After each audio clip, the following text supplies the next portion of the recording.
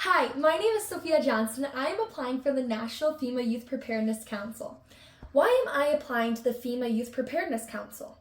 FEMA represents many things I aspire to achieve in the future.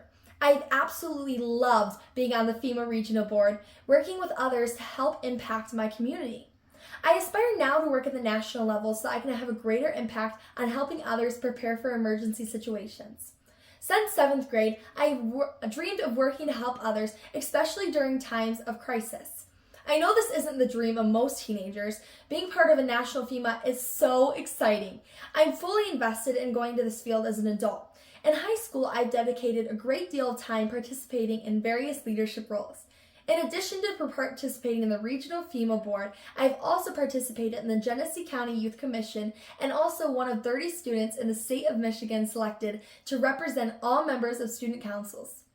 I have found these experiences fascinating, and I have a great passion for them. In school, I work very hard challenging myself with high-level classes and taking leadership roles in both the school and various clubs. I commit myself fully when I'm part of an organization. I would do the same for the National Female Youth Council. I believe that this would make me a great candidate for this role. So what topics of emergency preparedness am I most interested in? I have experience teaching classes to youth on emergency preparedness in my community, but I also have a great deal of experience learning from FEMA's regional board. On the national scale, I would be able to do this on a much larger level. I have experience through student council and leadership classes with teaching, so I would love to teach and inform my community on how to stay prepared when situations will arise.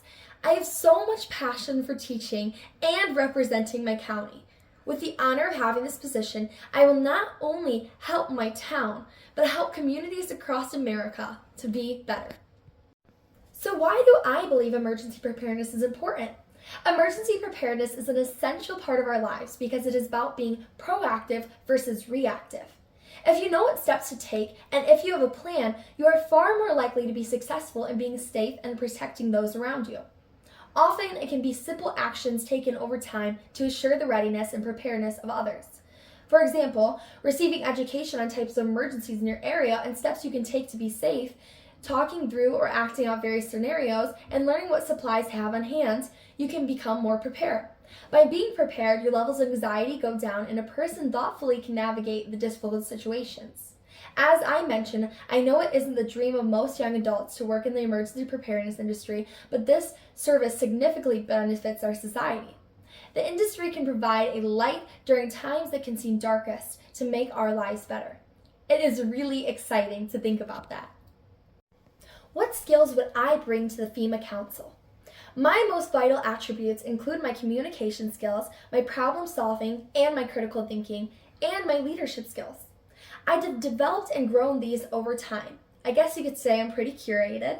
I've been involved in many different aspects of the school, including sports, theater, various clubs, community service, and academic pursuits. I have also worked with multiple types of individuals and have always strived to be kind and have pure intentions. Being a leader means looking out for your group's best interest and not just yourself. So, how do I manage my time to ensure important tasks do not fall through the cracks? Although I enjoy keeping a very busy schedule, I work to prioritize and manage my responsibilities while maintaining my social life and having time to relax. By balancing my life, I ensure that I have the energy to do my best. I regularly update my to-do list and schedule my calendar to make sure I complete all my tasks. I also work with those around me to delegate responsibilities and group tasks. If selected for the National Youth Preparedness Council, I will make this one of my top priorities while continuing to maintain my schoolwork and my social life. When asked to describe a challenge or conflict that I have faced and how I approached that challenge, I brought up the fact that after attending a debate camp, I wanted to start a debate club at my school. In the beginning, I struggled to find a staff member or volunteer who would stay after school and supervise this unpaid work. It took 2 months, many conversations, and a lot of determination to find a willing adult. My next challenge was getting the word out and getting people to participate. I had to work with school videos announcements to create an advertisement for a club, but I also had to talk to students to get them interested. Additionally, I had to plan lessons during the club on how to debate and how to keep things interesting to keep people's participation up. Although I met various challenges, I was focused on accomplishing a goal. In the end, our club started its first debate club. I understand that Youth Preparedness Council members often complete projects independently and as parts of a team. So what roles would I play in a team? Why would I play those roles? And what activities do I prefer to do independently? Well, I am a natural leader, but I also take direction well from others. At the end of the day, I want our team to be successful. As a leader, my role would be encouraging and comforting while still working to push the group forward. While leading, I delegate responsibility and trust my team, but I always make sure to check our progress. As a team member, I want to do my best with the job I am given. I believe in the we over me mentality.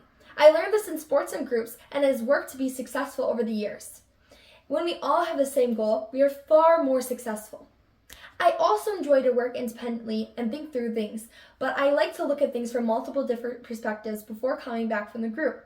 This has been a great way to collect my thoughts and analyze them so I can bring forth my best ideas to the table.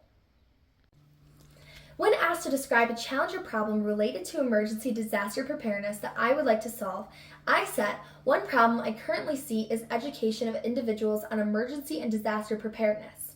I had a coach that used to say, better to be a warrior in a garden than a gardener in a war.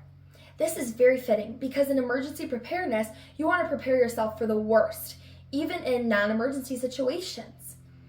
Those are the best times to get those skills and mindsets to help you when you have time to think it through and practice.